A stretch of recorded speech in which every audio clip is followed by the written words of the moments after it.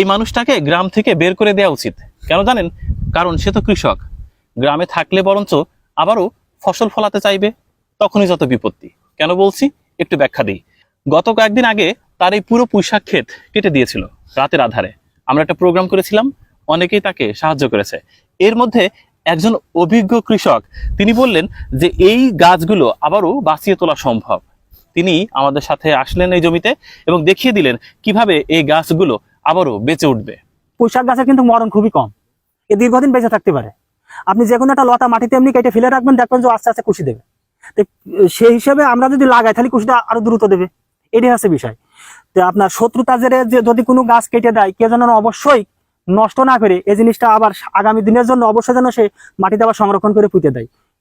এই মানুষটা রোদের মধ্যে সেই কাজটি আবার করলো, অর্থাৎ পুনরায় এই গাছগুলো রোপণ করলো।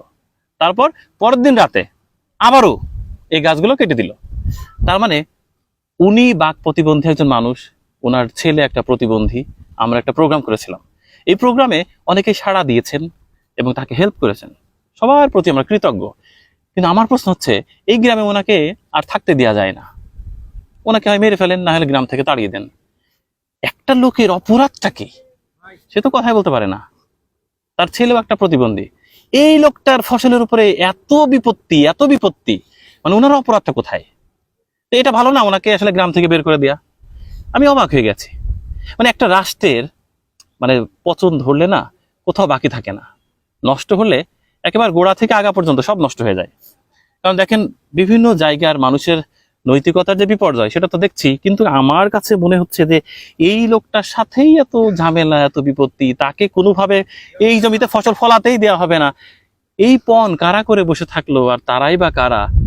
আমি হতাশ, মানে জানি না এটা কেমনে মানে উনি এই শোকটাকে কাটিয়ে উঠবে।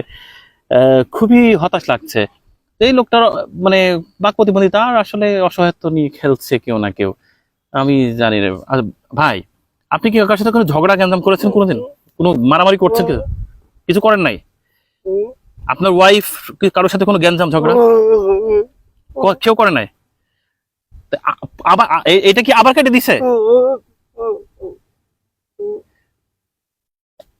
উনি একটা চমৎকার ব্যাপার আছে, উনি কিন্তু কথা শুনতে পারে কিন্তু কথা বলতে পারে না। শোনে, আমার কথা শুনতে পাচ্ছেন? আচ্ছা, শুনতে পারে কিন্তু কথা বলতে পারে না। আচ্ছা, এই গাছগুলো আবার লাগাইছিলেন তাই তো? আবার লাগাইছিলেন, সেটা আবার পরের দিন কেটে দিছে, দেখছেন?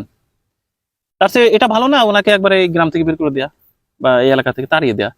যাক, আসলে নৈতিকতার অবক্ষয় হলে ওই কিছু বলার নেই। আমরা বিষয়টা আবার জানালাম এই কারণে, তার যে বা যারা এটা করছেন তাদেরকে একটু বিনতি করে বলছি, লোকটাকে ফসল ফলাতে দেন। এই পুরো এই পুঁইশাকের জমিতে মেচুর উৎপাদন হলে উনি একা খাবেন না, তো বাজারে নিয়ে যাবেন, আমরা সবাই খাবো। তো উনার একার জন্য তো এগুলো করছেন না। তো একজন কৃষকের বুঝলাম ওনার অনেক অপরাধ, অনেক ভুল ভাল, যাই হোক আমি জানি না ওনার কি অপরাধ, তবুও অন্তত ফসলের সাথেই শত্রুতা বন্ধ করুন। উনি আবার এখানে অনেকের সহযোগিতায়, এই দেখেন এখানে আবার এটাকে ছিম লাগাবেন, ছিম লাগাবে জমিতে, সেটা আবার যত্নটি করবে। ওনার নিজের জমি নাই, এইটুকুখানি জমি বংশের ভাগের ভাগ পাইছে, এবং সে হচ্ছে অন্যের জমিতে কাজ করে, সারাদিন কামলা দেয়, বিকালে সে জমিতে কাজ করেন। তো আর মানুষের একটু হেল্প করছে, যা অনেকে হেল্প করছে, যে তার এত ক্ষতি হয়েছে একটু হেল্প করছে সামান্য। তো সেইখান থেকে সে আবার ঘুরে দাঁড়িয়েছে। তো দয়া করে তাকে ক্ষেত ফসল ফলাতে দিন, সে যেই হন। আর আসলে আল্লাহ সবাইকে হেদায়েত দান করুক। আমি জানি না কে, আমি বেশি বলে ফেললাম কিনা জানি না। আমার কথাই যদি আমার শত্রুও কষ্ট পান, আমি করজোরে মানে ক্ষমা প্রার্থনা করছি। কিন্তু আসলে আবেগটা সামলাতে পারিনি, তাই হয়তো বা একটু বেশি বলে ফেললাম কিনা। কথার লিমিটেশন থাকা উচিত। ধন্যবাদ জানাচ্ছি সবাইকে। আমি বেশি বলে থাকলে বা কারোর আঘাত লাগলে ক্ষমা প্রার্থী।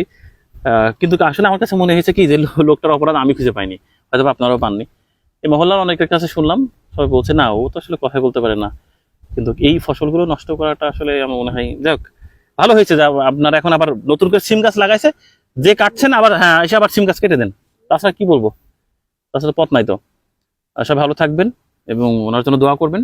আশা করছি যে আল্লাহ সেই মানুষটাকে বা সেই জানি না সে কে, যদি সে দেখে থাকেন, আমি বলছি আপনি প্লিজ স্টপ, এনাফ।